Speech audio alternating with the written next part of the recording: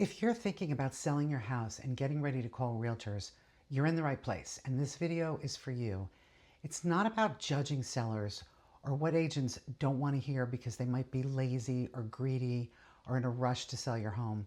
It's about what you say to them that can cost you a ton of money.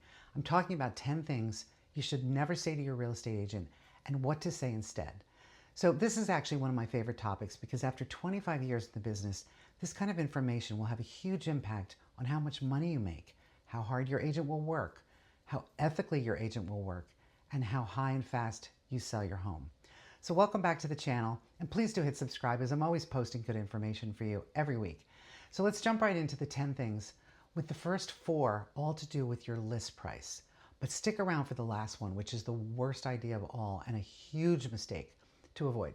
So the number one thing you should never say to your listing agent is, here's my bottom line number, or the lowest number I would accept. Okay, so it's obvious that you don't want a buyer to know what that lowest number is because you lose all your leverage in a negotiation.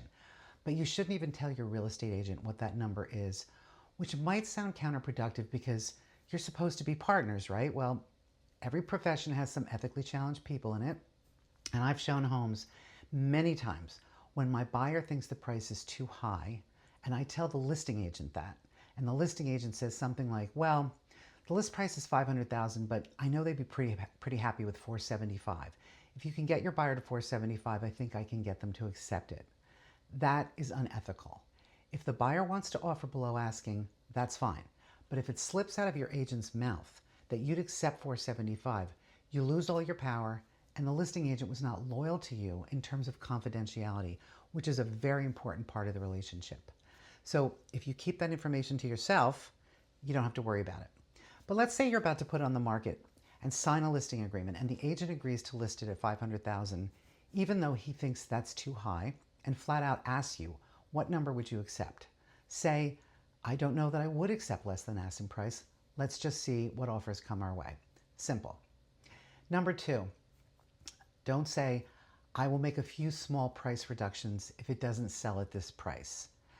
I'd rather you made no price reduction at all than make a series of small ones. If the market is going down, small reductions do what we call chasing the market down, and you end up losing money. Multiple small reductions send a signal to buyers that you know your home is overpriced, and you'll probably just keep chipping away at the asking price. So what do buyers do when they see that? They do nothing, and they wait for your next price reduction, which they assume is coming. Or they make super lowball offers because you look weak. So don't get me wrong, a price reduction is a really powerful and important tool that works, but only if it's a significant and meaningful reduction that actually moves the needle. The gold standard, if you came on the market too high, is to hopefully make just one price reduction to correct the positioning and make that one count. So that's how you correct a bad price and avoid selling too low. Number 3, saying, I'm in no rush to sell, so I want to list it high and wait for the right buyer. Maybe you're not in a rush to sell, but that doesn't mean you leave money on the table. So letting a property sit on the market for a long time is a flashing red signal that the house is overpriced. Buyers who have been looking for a while, who are ready to write a check and been in all the homes competing with yours, know immediately when a house is overpriced.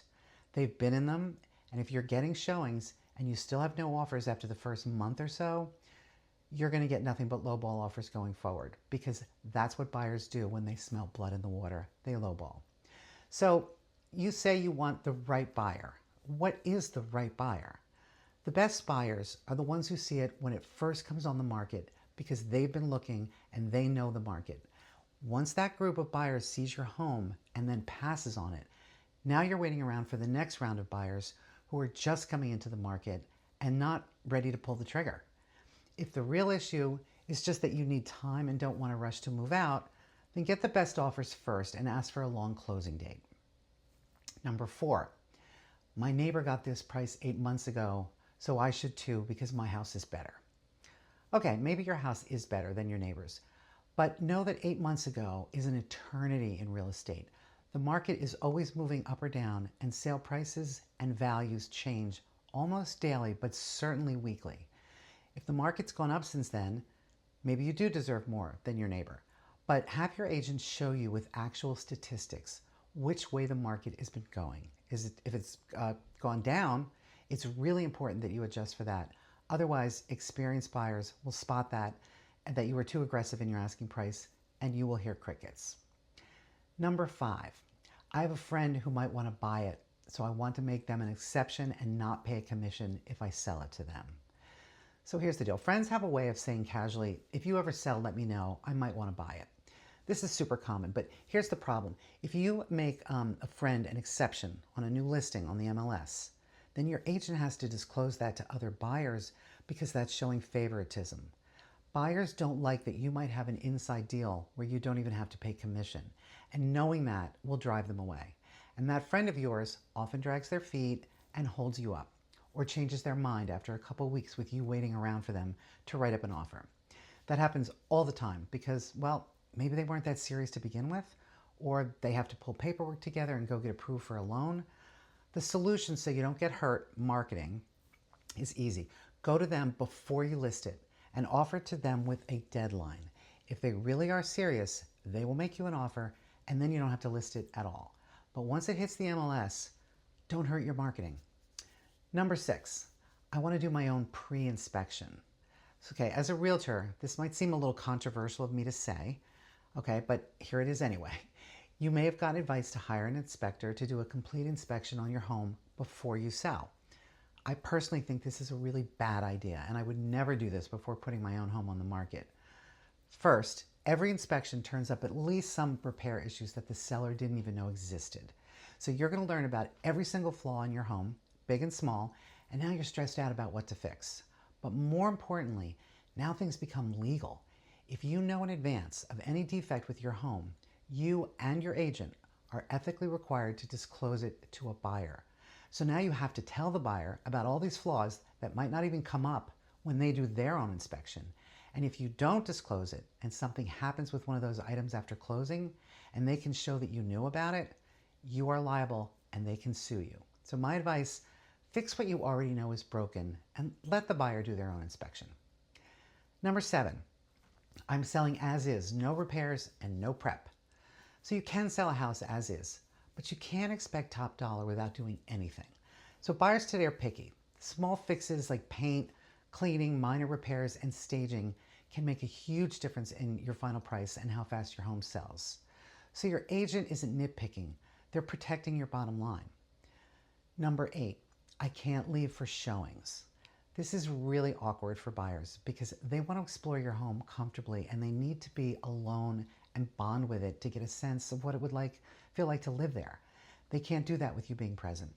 And also buyers need to converse with each other and their agent as they walk through the house, and they will definitely clam up if you're there. And thirdly, even though you might not be rushing them, they often feel rushed with you there. So make every effort to leave, take a walk, or even sit outside or on the porch or deck if you can't leave. Just give them as much privacy as you can. The easier you make it to show your home, the more buyers you attract, and that means better offers. Number 9, I want to close and then lease back the house. This is done when the seller needs the funds from closing but isn't ready to move yet. And it's not something that buyers like to do because it makes them a landlord immediately after closing. They just closed on the shiny new house and now you're not leaving. And they often do not agree to it anyway.